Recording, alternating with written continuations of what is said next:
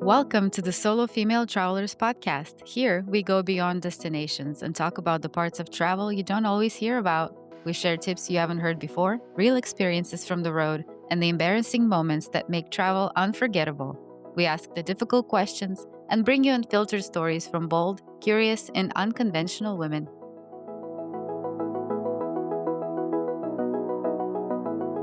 Welcome to the Solo Female Travelers podcast. This week, I'm joined by a friend of mine, Sabrina. Hi, Sabrina. It's good to see you again. Yeah, I'm so happy to have you on the podcast. And honestly, this feels more like a catch up than an interview since we've known each other for more than 10 years already.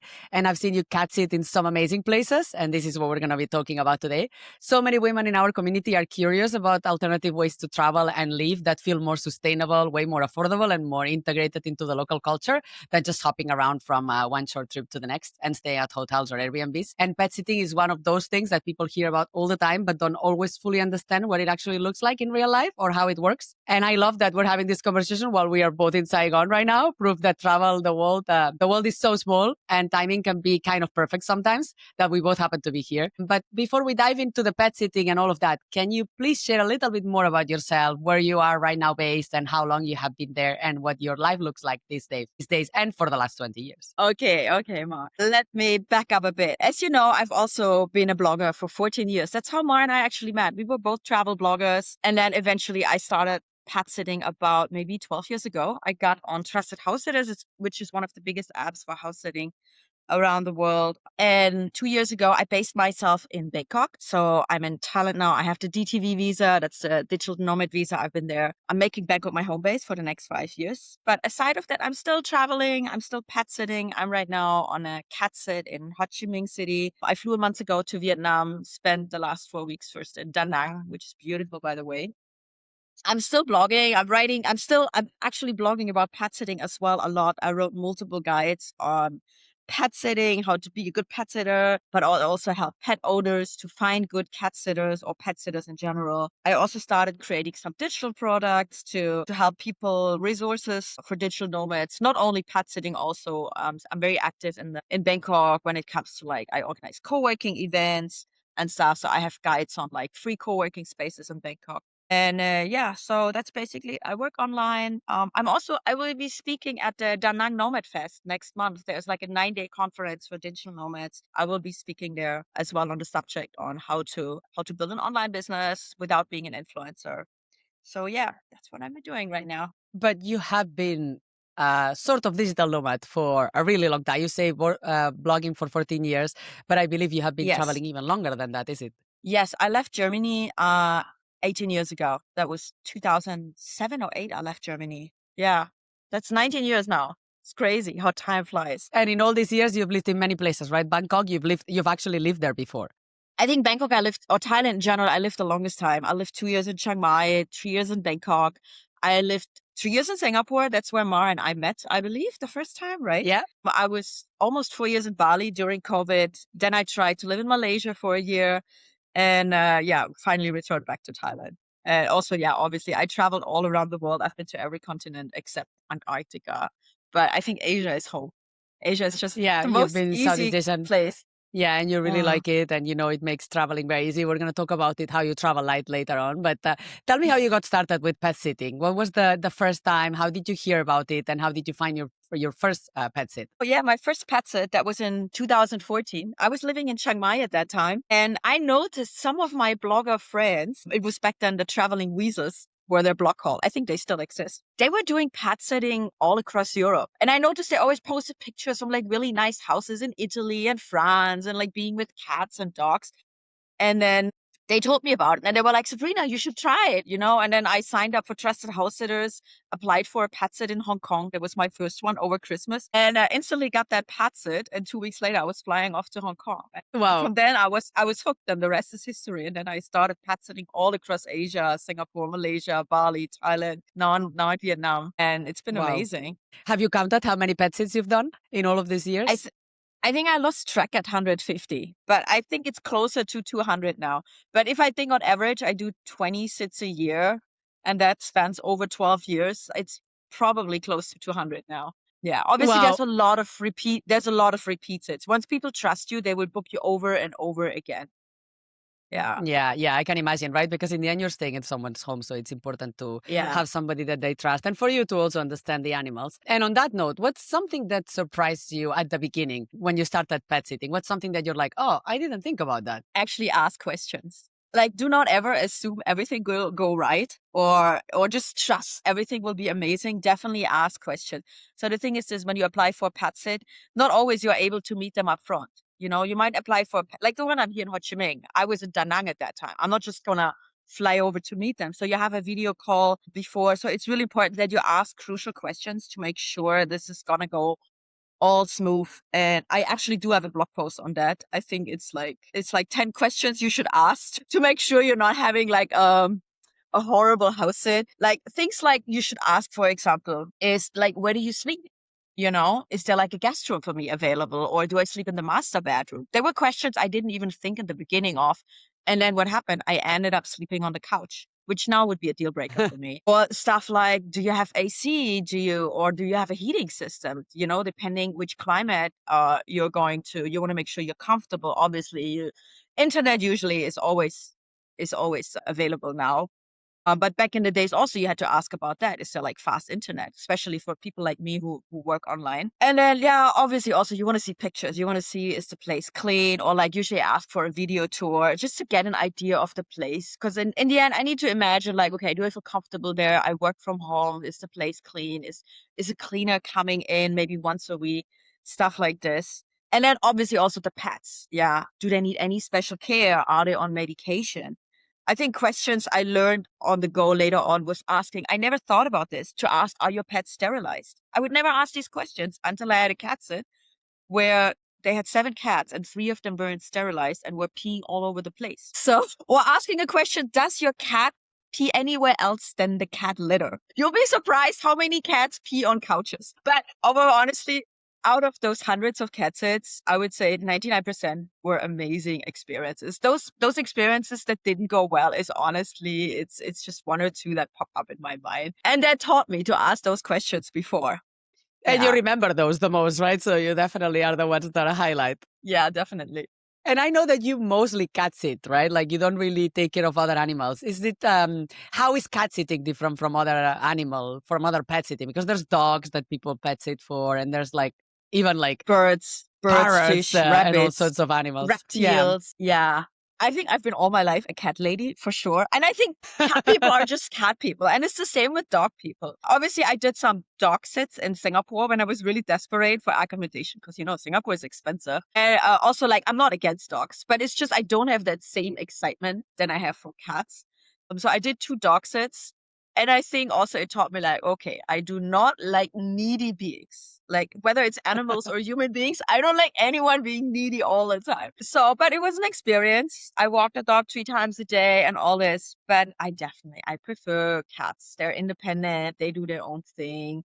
And when they actually come to you, you feel so special. You don't So have I a do cat like right that. now, right? For a while you had a cat in Bali. I believe you had a cat. Yeah. I don't have my own pet. Otherwise, it would be difficult to live that lifestyle. But honestly, I'm considering in the future again to get a cat myself because I've seen like now it becomes more normal to travel with cats. That's like a new thing. Like in the past, people wouldn't travel with cats, and now I see all these influencers traveling with their cats on airplanes and walking their cat on the beach. And I was like, to me, that looks like a dream life. Actually, I think that might actually come in the future, that I might get my own pet and might be still able to pet it. It depends if the pets are getting along, but I would love to Yeah, true. do that. Yeah. True. I actually have seen quite a lot of cats in airports in Barcelona, even cats on leashes at the airport Yeah. walking, and the poor cat being a bit confused, like, why am I on a leash? What's going on, you know? Yeah. And I know that you mentioned that most of your pets is 99% were great experiences. I've seen some of the places you've stayed before, especially in Singapore, and they were truly quite amazing. And I know that Yeah. some of the pet owners have also been really nice people, and that you don't just get to stay in very nice places, but that some of the owners have also filled fridges full of the vegan food that you love. What are some of the other really kind things that people have done for you? I mean, honestly, aside from getting a place to stay and obviously the cats, like I met some of the most amazing people through cat sitting, where I really became good friends with them. Like some of them I knew if I don't have a cat sit, I can always stay with them. They had big houses, they had plenty of guest rooms. And I think one of the greatest things was like, that was maybe 5, 6, no, more than 5, 7, 8 years ago. I was also pet sitting in Singapore, and the couple I was pet sitting, I knew them already for a couple years. They were always kind to me. And it was around Christmas time. So I asked them if it would be possible to invite my parents, because they had a big condo with like 3 bedrooms. And they were like, yeah, it's no problem. Invite your family. They can stay here with us. And it was just beautiful. I invite my mom over and my stepfather, and they could stay rent free as well in Singapore. So it was just a great experience. And they got to live like in a really nice condo. It was like living in a 5-star hotel. So also for them to experience that rather than staying in an average hotel, it was amazing. Yeah, they loved it. And I loved it too. So I'm always grateful for the generosity of some of the hosts. But Yeah. obviously, this has to be agreed upfront. Like, you cannot just invite people without permission. Right. Of course, this is someone's home, right? There is a certain degree of privacy and an expectation that you are going to respect the place, right? Absolutely. Absolutely. And from the outside, like all your life and your pet sit. Of course, I've known you for a long time and I've seen you pet sitting in lots of places. And from the outside, it looks like this wonderful life, right? These cute little cats. Like I think you have the cat that you're pet sitting now for, like it's right next to you, right? He was sleeping He's very on peacefully. the. You showed me. He moved out. Let me show. Here's the boy. He's totally like having the time of his life, chilling and doing nothing. Like the homes are really nice. I've seen some like really amazing 5-bedroom penthouse that you once stayed at in like some amazing condos, and you're living Yeah. like a local. You have the opportunity to live like local people, truly in someone's home, like genuinely like how Airbnb started. But I'm sure that there's also some challenges and some things like that are not everything as rosy as it sounds, right? There's the responsibility, there's trust required. You mentioned some of these things. You need to take care sometimes of sick animals or special needs cats. I remember some of the Yeah. stories that you've told me before, and some boundaries and trade-offs. So what are some of these things that maybe are not showed on social media posts? I think it was funny, but at the same time also pretty crazy. That was, okay, I'm not saying the country because I don't want to give away for who I was cat sitting. So someone contacted me if I could look after her dog. It was one of the very, very few times I agreed to dog sit. So I'm going to visit her. I agreed to visit her. I wanted to see her place first and see the dog. They lived in a house. And I remember I arrived at her house, and she was just like, yeah, just come in the door. Everything is open. So I walk in, and when I came to her house, I was like, oh, you don't lock the gate or something? Or like, I saw also the entrance door, everything was open. And she was like, oh, no, we never lock anything. And I was like, oh, okay. But when I stay here, I will lock the door, right? And she's like, oh, no, actually, we don't have a key. We lost it a long time ago. We just didn't bother to get new keys. And then I was like, oh, I'm not, it gets crazier. And I was like, oh, I'm not sure if I feel safe if I stay alone and I cannot lock the door. And she was like, oh, no, you won't be alone. And I was like, no, I mean like me and the dog. And she was like, no, no, my kids will stay here too. They're not going with me on vacation. So I'm looking at her. I was like, what do you mean your kids stay here? And she's like, don't worry. They're self-sufficient. They have credit cards.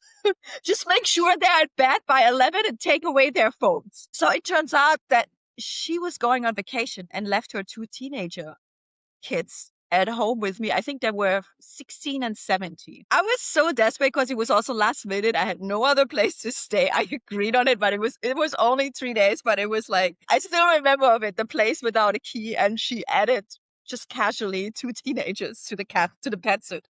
So presumably the teenagers were not old enough to take care of the dog. So that was in a country where apparently it's not allowed to have teenagers below 18 alone at home. Right. So you were Yeah. actually teenage sitting, not dog sitting. Yeah, the dog actually was low maintenance. They had a garden. The dog was walking itself in the garden. I said, actually, the teenagers, one of them didn't come home that night. And I kept texting with him at like midnight. And I was like, dude, where are you? You're supposed to be in bed, you know? And he's like, yeah, chill. I'll be home soon. And I was just like, what did I get into myself? God, I can just imagine. I also remember you having one cat sit with 5 cats who were all like fighting with each other, and you had to keep separate, and some of them were actually ill and you needed to like give them medication, but they were not getting along with each other even though they lived together. Yeah, it's very common, especially like with like strays or like when you add cats later on. If the cats don't grow up together, they're very territorial. They might not get along for a long, long time. So also my limit now is usually, I would say, not more than 3 cats. Although I have one, they have like 6 cats now. I still cat sit for them because they're amazing people. But in generally, for new people, my limit is maximum 3 cats. Right, because yeah, I guess I didn't think about it, that cats, they may not get along together, and so like then you need to referee a cat fight. Yeah, but it's more work. I mean, cleaning up for 6, 7 cats versus for 2 or 3, it's definitely more work. Right, because the cats are quite independent, but you still need to change their cat litter, right? Exactly, exactly. And then if like 3 out of the 6 have issues, vomit, or like especially that one that they had 7 cats, and that was the one where 3 weren't like sterilized and were peeing all over the place. Like that was a lesson to me to not only ask like, yeah, are your cats sterilized, but also like maybe limit it to maximum 3. So the question is, are they sterilized? Where do they pee? Like maximum And 3. do they pee anywhere outside the litter box? That's usually how I ask. I mean, I don't Because mind. Some cats, they pee in the shower. That's also a very common thing. Shower is fine. But if the cat pees on the couch every day or on the bed, then you're like, maybe not. do you ask if the cats do things at night? Because I remember that you and I actually swapped houses, Singapore and Bali, and that's when you had your cat in Bali. And of course, I'm not a cat person. I never had cats with me. I'm more of a dog Yeah. person. And I remember your cat at 5 a.m. would just jump on me in the middle of the night. So far, I have been lucky. Like one of the cat, they have 2 cats here. She also woke me up this morning, but she came at 7. I mean, most of the time, it's obviously is an advantage if the bedroom has a door and you can close it at night. But I just had a cat sit in Bangkok for 6 months, and the toilet was in the cat litter was in the master bedroom's bathroom. So I couldn't close the door, but it was so fine. The cats were so chill. So generally, I don't have an issue. But if someone is really sensitive, make sure when you pet sit that you can close the door at nighttime. That is not a studio. Or yeah, also a question you should ask: where does a cat sleep at night, and whether you're okay with it or not. If they sleep with you in bed, some pet owners might actually expect that the cat is sleeping with you at night. I had that too. She wanted me to send pictures as a proof that the cat is in my bed. Yes, I remember you also sometimes do like video calls with the owners and like you send them photos and videos of their cat during the time that you're pet sitting. Yes, obviously every day, every day. You have to update them. You want to make them feel secure and show them that you're present and the cats are okay. And I heard, I think sometimes you've also told me that some of the owners want to make sure that you are in the house for a certain amount of hours so that the cats have company. That luckily happened only, I think, once or twice, where they demanded that I don't leave the house for more than 2 or 3 hours. That's also a question. How long can the pets be left alone? Because if it's only 2 or 3 hours, you might also reconsider. Because if you can't leave the house at all, unless you're okay to stay home every day at work, actually do spend a lot of time at home. But I don't want to be confined to it and not allowed to leave the house. Like if I want to go sightseeing, I want to be able to go out for like 4 or 6 hours. Because usually cats, it's not a problem. Which again is the reason why I prefer cats over dogs. Because a dog is a bit tricky to leave him alone for 6 hours or 8 hours. Yeah. Yeah, they may have separation anxiety, right? And they may Yeah, need or to be also walked. pee in the house. Exactly. Yeah. Yeah. So in your case, as you know, as you've been telling me, like you've cat sit probably closer to 200 times. You've been doing this for 12 years. So like for you, it's not just something that you do occasionally. For you, it's a lifestyle. It's not just a free place to stay. For you, it's a long-term lifestyle choice, right? And I imagine that this kind of lifestyle also spills into friendships. You and I have met long time ago, but we haven't now seen each other for 4 years, you were saying, right? Like I think it is something Yeah. like that, that the last time we saw each other. And you've been moving quite a lot, right? So even though you live in a place for maybe 2 years, 3 years, you keep moving around. So every time, I guess you have to start over again, right? So tell me how you manage all of these and how that works for you. I mean, mostly I feel like I moved like I was like a year in Bangkok now. So I did a bunch of cat sits in Bangkok. So I definitely have my friend circle in Bangkok, which I meet regularly. And then now I was in Da Nang a month. So I also have some friends there. But I feel also like when you leave this lifestyle, when you're like a pet sitter or digital nomad, you keep seeing the same people over and over again. Like I met so many people in Da Nang that I was co-working before together in Bangkok.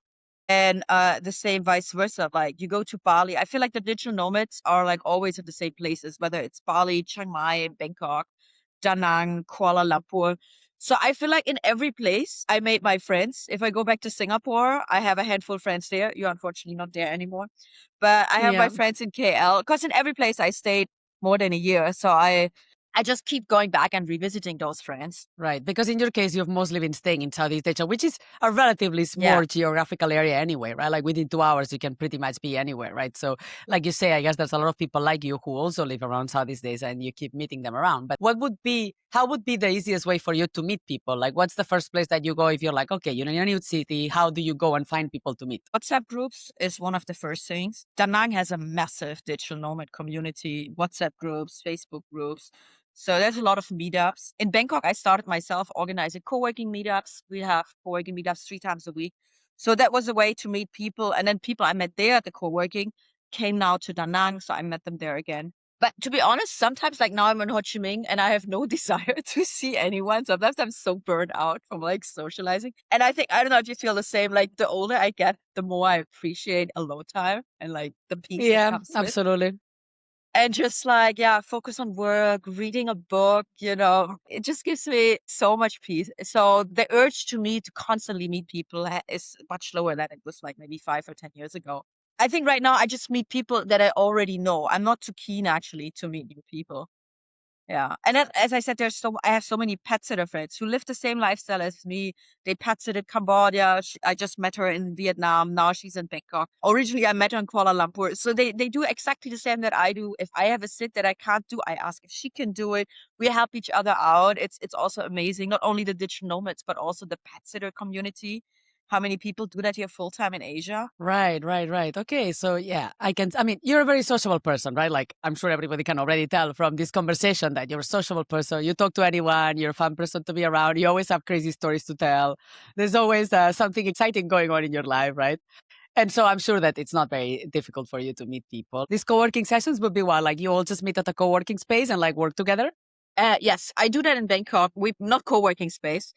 We meet at coffee shops or like IKEA is one of the Okay. places. IKEA cafeteria in IKEA! Bangkok. Because it's huge, It's a perfect place to co-work. It's huge. It has these massive windows overlooking the park.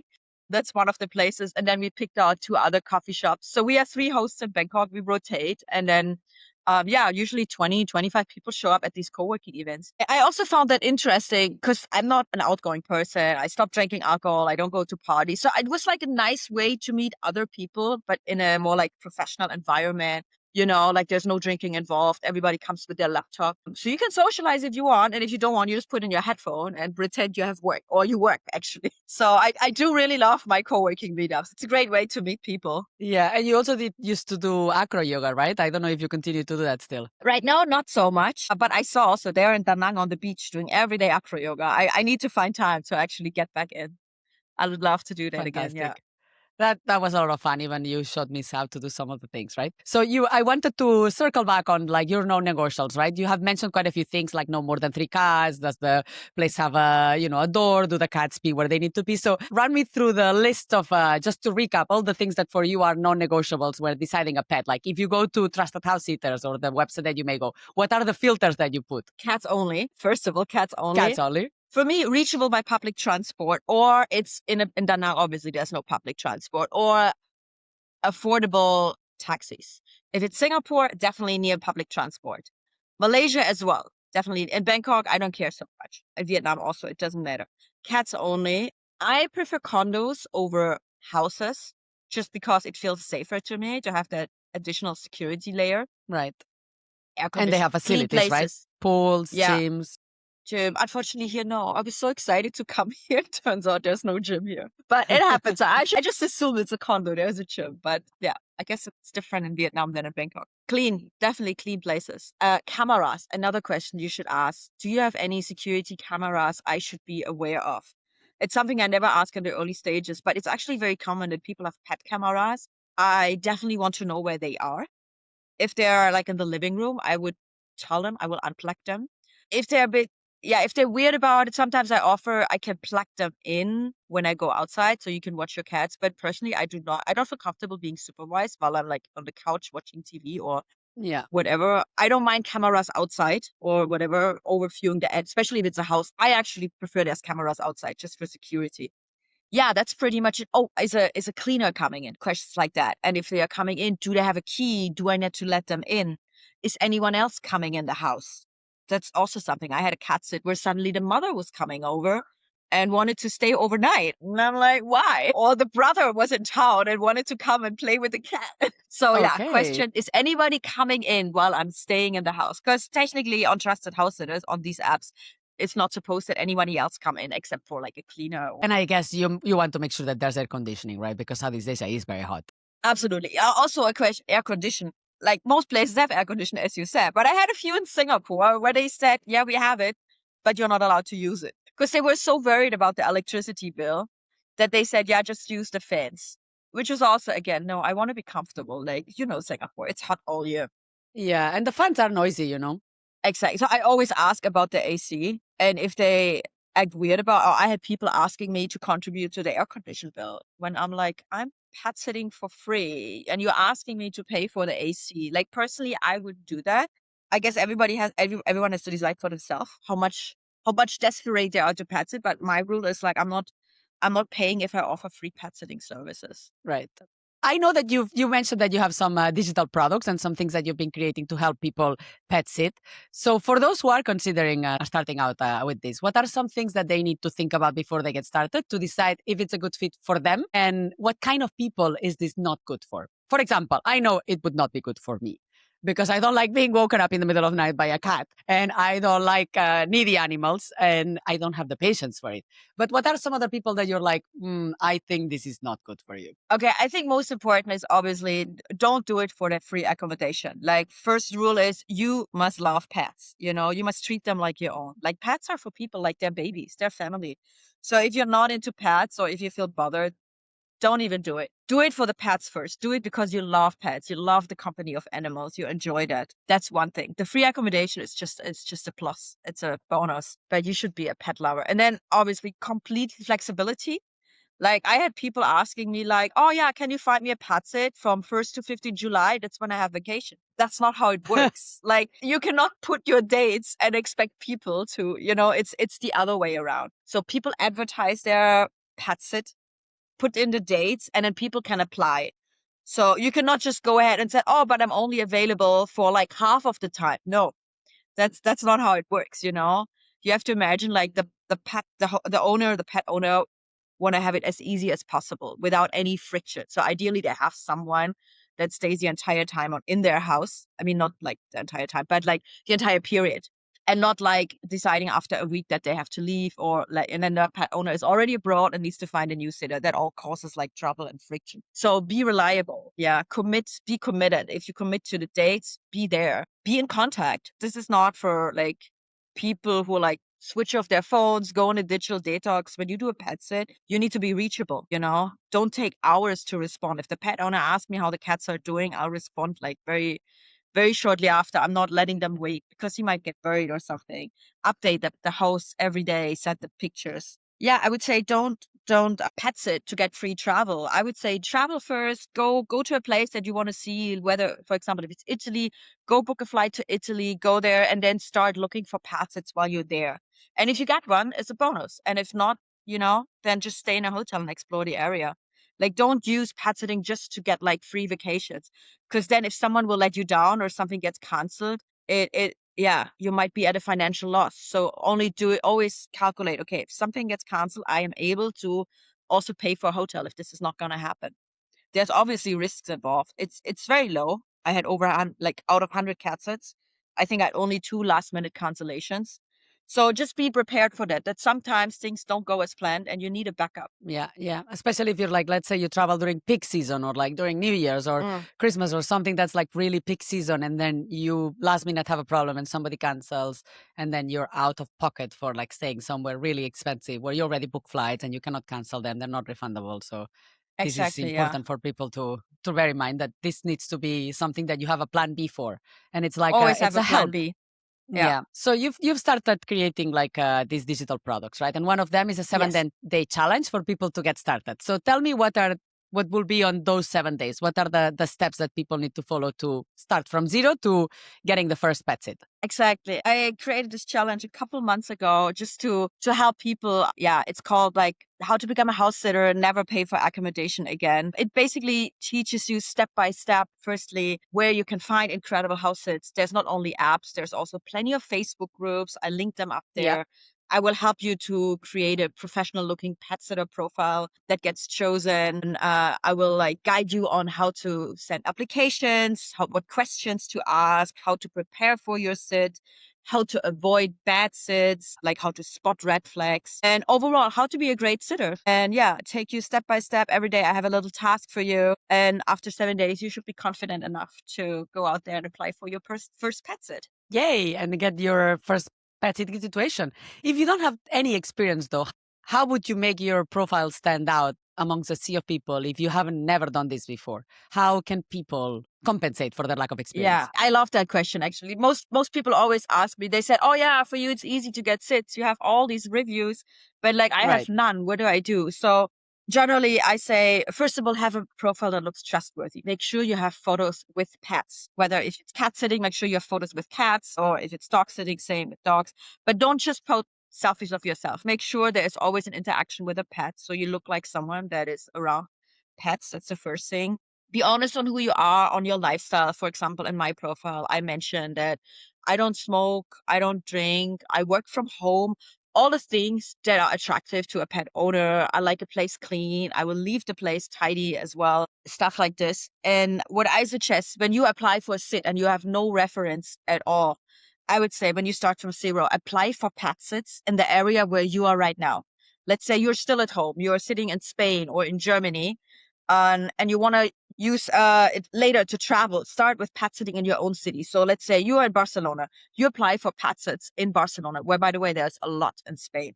So the moment you tell them, I am in Barcelona right now, I can actually meet you in person this week, Yeah. it's very likely that they choose you first, then maybe a pet sitter that is in the US or in Australia, Right. because they can meet you in person. And people trust people more when they can meet it in person versus if there's, let's say, a pet sitter applying for an Australia, but has 50 positive reviews, they can only do a video call. The pet sitter still need to sort out visa. The pet sitter still need to book flights. So there's a lot of points that can lead to friction versus someone that is already in your town, will not have visa issues, will not have to book flights. You can meet them tomorrow. So that's what I always say. Or that's why I said earlier, like travel to pet sit, don't do it the other way. I came to Vietnam a month ago and then the pet sit popped up in Ho Chi Minh. And it was easy to apply because I was already in the country. Yeah. So apply for sits where you can meet either in the same country or even better in the same city, and tell them you can meet them in person. Yeah. And And this then way you build additionally, your portfolio. exactly, exactly. And additionally, you can get references from friends or people you pet sit outside of any pet sitter platforms. You can ask them for testimonials, and you can also upload them to a pet sitter profile, whether as photo or some pet sitter apps. They allow you to add external reviews. So reviews are important because it shows your credibility. Yeah. Okay. So you've mentioned a few times that this is free accommodation, right? This is the main reason why sitters look for this kind of opportunities because it's a chance to save on accommodation, and for the host, it's a chance to save on a pet sitter because the alternative is to put your animal in boarding or to pay somebody Pet to come and check hotel. it out every day. Yeah, So like pet hotels, yeah. So these are expensive alternatives. Like in Singapore, for example, this could be 80 to 100 Singapore dollars per day, right? This is a lot of money if you don't have somebody absolutely. to come and stay. Exactly. It's a win-win for both. Exactly. But it very much sounds like this can also be turned into a professional career, like somebody who professionally pet sits the same way that people do it in their hometowns, right? Where you have somebody that will come 2, 3 times a day to walk your dog, to take care of your cat, and so on. Can you actually make money pet sitting? Absolutely, you can do. Obviously, there's people who do that full time. However, like I don't do it for money because in Asia I don't have like working visas to work here. Right. So I'd say if you want to make money from pet sitting, do it in the country either where you live or where you have working visas, and then yeah, build a portfolio there of clients. There's apps for paid pet sitting. In the US, I know Rover is very big. In Europe, also there is local pet sitting apps, like in Singapore as well. I think almost every country will have a local pet sitting app or website. So it's definitely something you can do and make money with it. But yeah, make sure you have working visas before you start that. Yeah. Because there have been some scandals, right? Very, very widely publicized situations where some influencers or some digital nomads have showed up at country borders without a work visa, said they were pet sitting, and pet sitting is considered a job that you need a work visa for, right? So then they ended up being deported or denied entry, right? So it's very important. It's not some funny joke. You can't just show up at the Yeah, immigration yeah. and Don't go lie. abroad and try to make money with pet sitting. I do it for the free accommodation and obviously for the pets. So to me, it's a win either way. Exactly. You have a cat to take care of and to smush with and pet while you don't have your own. And then you get to And stay in some nice as I said, I places. just did before I came to Vietnam. I had a cat at 6 months cat sit in Bangkok, which was amazing. 6 months rent free.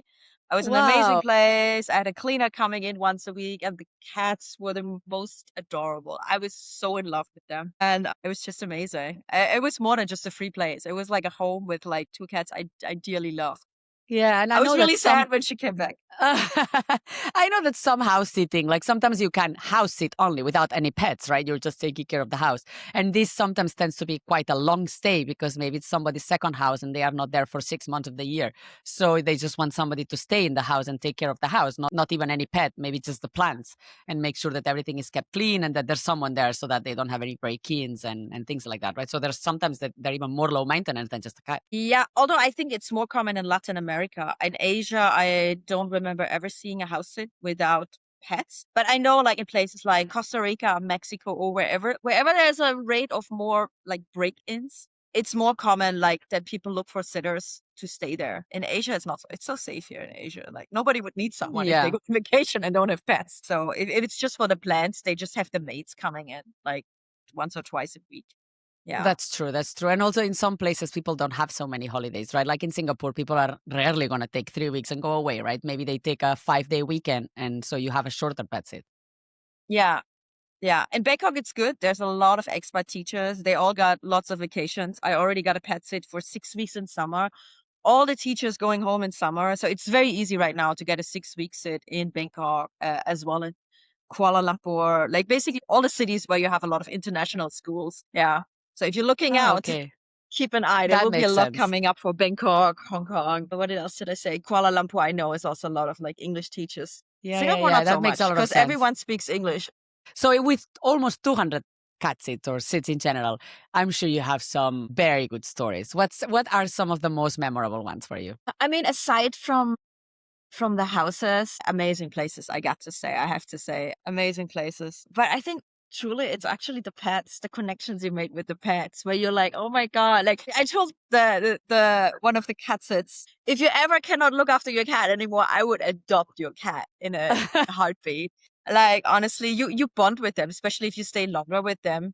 I think, yeah, the most memorable is the time I spent with the pets. Is You've had yeah. some really pretty cats. I remember some photos of some like really beautiful Persian white cats and like Yeah, some or really Bengal pretty cats. cats. Yeah. So you miss the cats, I guess, right? I mean, honestly, that's the main reason why I'm doing it. Like now it's Valentine's Day yesterday, and I was so happy to come to Ho Chi Minh and have 2 cats with me. I'm definitely crazy cat lady. You are 100% a cat lady for sure, which it's win-win for everybody. You get to take care of nice cats. The hosts get you to take care of their cats, so it's like everybody's happy. The cats hopefully are very happy too because I'm sure they can Yeah. tell that you like them.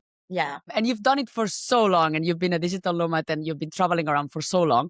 What I'm always shocked by is how light you travel. So tell me how much luggage you have and what's in your bag, because this is quite shocking to most people. I am a carry-on person. So, I'm 1 month in Vietnam and I have 12 kilos in a carry-on and that's it. That's all I bring. And there's a lot of gear that I have to bring, like, this microphone and lights Yeah. and everything. But I travel quite light, but you are next level light because this is your lifestyle. This is not you taking a trip. This is everything you own. So tell me Yeah. how light you travel. First of all, I have to say, Mar, 12 kilo. That's impressive for you. I think that's amazing too. That's carry on. I came to Vietnam with hand luggage as well. So a bit more than 7 kilo, but like I have my hacks. It's actually 10 kilo, but most of the airlines you can only bring 7 kilo. So I have like a stuffable neck pillow where I put in another 3 kilo of clothes. Best purchase ever. It's a neck pillow. You can open it with a zipper and put all your clothes in it, and then you have it around your neck, and it's so heavy and so stiff. So as soon as you get in the plane, you'll take it off. So I can So total easily 10 kilos then, right? 10 7 kilo. carry That's on for and the me, 3 in 10 your kilo. neck. I can easily do 3 months with 10 kilo, something like this. And then like I still have my hacks. Like I would take my laptop out and have it like in a very thin backpack under my jacket. So that saves another kilo. But to be honest, I do have some stuff. You won't believe it. Like I have a storage unit in Bangkok now. I've been using storage units for years. I had a storage unit in Kuala Lumpur for multiple years. And then I moved all my stuff over to Bangkok. I did actually bring 60 kilo of luggage to Bangkok. 60? Wow. Because like 18 years in Asia, I have so much stuff. I probably have to downsize. But and then also like I had a longer cat sit, so I bought an air fryer. I bought a NutriBullet. All this stuff is now in my storage unit. But people always say, "Where's your home?" Okay. I'm like, I don't have a home. I have a storage unit. So whenever Still, I have a 60 longer kilos cat is not sit, a lot, when that's like your entire, like it's these 3 are all your suitcases. belongings. It's not a That's lot, everything I 60 own. kilos. Yeah, it's 3 suitcases basically. Yeah, so it's not a lot. I mean, definitely, like I have way more than that, right? At home, like any I know. person would have way more than that at home, right? Like, so I mean, it's impressive that your entire belongings for the last 18 years, like that's your whole life, is 60 Yeah. kilos. So it's not a lot. It's pretty good. It still feels a lot to me because every time when it's like moving day or I have to, like, for example, when I put all my stuff from Malaysia to Bangkok, traveling with 3 suitcases, such a pain in the ass. Where I'm always like, why do I have so much stuff? And in the back of my mind is always, I cannot wait to get an apartment again, and then I can just put my stuff. And every time I'm like, okay, this year I'm going to get a condo. This year I'm going to get a condo. I didn't even mention this. I have literally no home. I have no apartment. I call myself a modern homeless. Yeah, I saw that on your Instagram profile. Every time I'm ready, like, okay, this year I'm going to get a condo. Then suddenly like a 3 months cat sit comes along. And I'm like, okay, after that. And then another cat sit comes along. Or then I go to Da Nang and you pay only $400 to live in a hotel for a month. So I keep still postponing it, but a part of me is ready to have a home again, to unpack those 60 kilos. Maybe this year. Yeah, Let's and see. I mean, but this is like a signing up for the gym, right? I travel half of the year, so I'm always like, why would I sign up for the gym when half of the year I will not use it? And so I kept signing up for 2 weeks at a time, 3 weeks at a time. And at some point I was like, you know what? If I don't sign up for it, I'm not going to go as much. So I just sign up for it, Yeah. knowing that half of the year I will just not use it because I'm not even there. So this is a little bit like that, right? It's like, okay, I can see why every month you're like, yeah, maybe in 2 months when this cat sit ends. Yeah, maybe in 3 months when this cat sit ends. Yeah, maybe I go to the Nang and spend only 400 for like a nice hotel by the beach. Yeah, And this it's keeps cheaper rolling. than having a condo in Bangkok, literally. Yeah. Of course, even though Bangkok is relatively affordable, you live in nice condos. So, you know, you have all the facilities and Yeah. everything, right? I mean, what's the going rate now for a condo, for a 1 bedroom in Bangkok in a nice place? In a nice place, I would say closer to $600-700 a month. But I think Still the quite issue is more affordable. like, it's still fine, but the issue is you need to commit to 1 year. And this is what I don't want. Like in Vietnam, or especially in Denmark, it's so easy to just rent an apartment for 1 month or even live in a hotel for 1 month. Yeah. Versus in Bangkok, Airbnbs start from like $1,000 a month. Any short-term rental is so overpriced. Condos usually, they don't do contracts for less than 6 months. So it's more like, I'm not ready for that 1 year commitment. So that's why I was like, okay, I might just go to Vietnam and live in a hotel here and have that flexibility to go at any time. Yeah, I love that freedom. Every time I talk to you, Sabrina, I'm always like, yeah, when I grow up, I want to be like Sabrina, you know, just like 100% flexibility, 100% happiness. Like I can tell that you haven't changed one bit in the last 4 years. I mean, less party now, like, you know, 4 years ago, you were still very much going out and partying and like still drinking and still, you know, Yeah, no, more like, that's all maybe more time. like a party person. And that's maybe now you're more like a serious person and serious professional person, meeting in co-working spaces instead of the beach club, but still having the best time. Is there anything I haven't asked you that you think people should know about pet sitting? I would say, like, if you want to do this, if you want to try this lifestyle, just go for it. It is possible. It's not as crazy or difficult as you may think of. I think Ma will also link it below. You can check out my blog. I have lots of blog posts on like pet sitting, how to start as a pet sitter, questions to ask, or just do my challenge. Fantastic. Yeah. Thanks so much for chatting with me today. I know we'll meet up later and we'll have coffee in real life. Yeah. It was fun to catch up with you. It felt very much like a chat among friends. Hopefully people will get a lot of very useful things on how to get started. Even me, after having chatted with you many times before, I still learn lots of things. And hopefully they will get a very realistic understanding of what it's really like to be a pet sitter. Where can they find your 7-day challenge? What's your website? One is like on nas.io. It's called nas.io/nomad life. And then NAS, N-A-S? nas.io/nomad life. That's where you can find my challenge. And then my blog, justonewayticket.com/pet sitting. You find all my blog posts. And other than that, just send me an email. hello@justonewayticket.com. And on Instagram, it's also just one way ticket. Exactly. And you'll see her because immediately in her profile it says modern day homeless, right?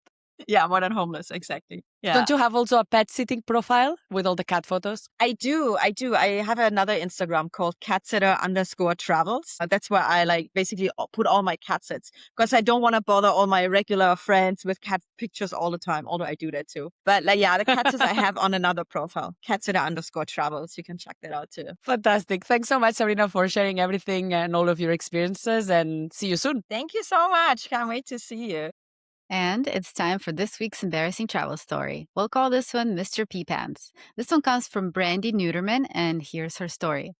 So, first of all, this wasn't a solo trip. It was a bachelorette weekend, 4 days, lots of fun, lots of drinks, you know the vibe. Now it was time to fly home. At the airport, the two women I was traveling with both got upgraded to first class. And lucky me, I get moved from a middle seat to a window seat in the original row. We all laughed and joked about it, but this is where the fun ended because after boarding, two extremely drunk men sat next to me. And immediately I was like, this is not going to be a good flight. The guy in the middle seat was the worst of the two. He constantly pressed the call button, ordered more drinks, made weird noises, and even some inappropriate gestures toward me. Just all around not great. Finally, the pilot announced we were about to land, and this man wakes up his friend so he can go to use the restroom. The friend gets up and comes back way too quickly to have actually gone. I tried to ignore it until I couldn't. As we were landing, I started to notice a very strong smell of urine, and the man next to me started squirming in his seat. And that's when it hit me. He has peed himself. So, of course, I grab my phone and text my trader friends in first class, letting them know what's happening back here in economy. They, of course, find this hilarious. We land, and as we're deplaning, the two drunk men are walking right in front of me. I meet up with my friends in the concourse who are already laughing, and I just point and say, there goes Mr. Pee Pants. We spotted him again at baggage claim, dragging his roller bag towards the exit. We still laugh about this flight almost 10 years later. Wow. I, of course, also have had my own experience with a drunk person on a flight. Thankfully, he just fell asleep on my shoulder and snored a little bit. Thank you so much for sharing your story with us, Brandy. If you have an embarrassing travel story of your own, we'd love to hear it. You can submit yours on our website at www.solofemaletravelers.club.